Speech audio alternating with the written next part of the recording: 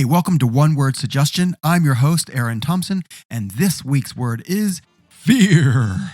For inspiration, can I please get a one-word suggestion? One word suggestion. One word suggestion. One word suggestion. Welcome to the podcast. For those of you who don't already know, every week I take one word suggested by you and use it as a leaping off point to explore the benefits of improv as they relate to life on and off the stage. This week's word, fear, was suggested by Mitesh. Have you ever seen the movie Atomic Blonde? If you haven't, it's a Cold War era spy movie set in Germany while the wall is still up. It stars Charlize Theron, and there's a scene in a nightclub where you can see a neon sign which says, "Everything you want is on the other side."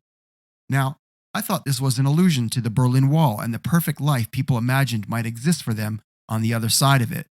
But later in the movie, there's a wider shot, and the whole sign is revealed where we can actually see it says, "Everything you want is on the other side of fear."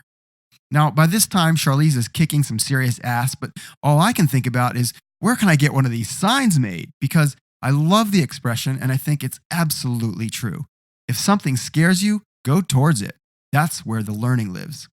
Fear often manifests itself when there's something we know we want to do, but we're hesitant to try because we might fail, get rejected, be disappointed, or whatever. So if something keeps popping up in your brain and causing your stomach to drop, whether it's applying for a new job, moving to a new city, asking someone out on a date, or even taking an improv class, it's usually a sign that you should be going for it.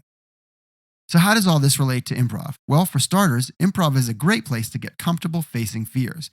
Maybe it's public speaking, presenting, getting comfortable in your own skin, showing your authentic self to strangers. Whatever it is, long-form improv and the ensemble philosophy create an environment where you will feel fully safe and supported to make bold choices, experiment, and explore. Improv dissolves fear, and that's magical, powerful, and life-altering. In a corporate context, fear can be debilitating.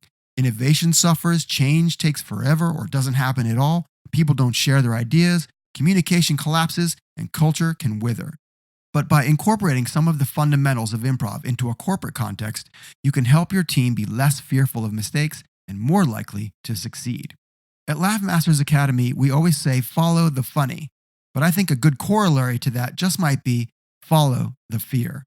If there's something you're afraid of right now and it's not life-threatening, then it just might be your soul trying to tell you something. My advice is to listen to it, take a deep breath, and jump right in. So that's my take on fear. Thanks for the great suggestion, Mitesh. If you want to suggest a word for next week or add your perspective, drop me a note in the comments. I'm making one of these every week for a year, so please do subscribe, like, share, and all that stuff. And in the meantime, if you're interested in improv for personal growth, professional achievement, or just for fun, my suggestion is to get yourself into an improv class or book a corporate training workshop for your team. You can learn all about LMA's programs at www.lma.training. Thanks for listening. One Word Suggestion is brought to you by LMA Professional Development.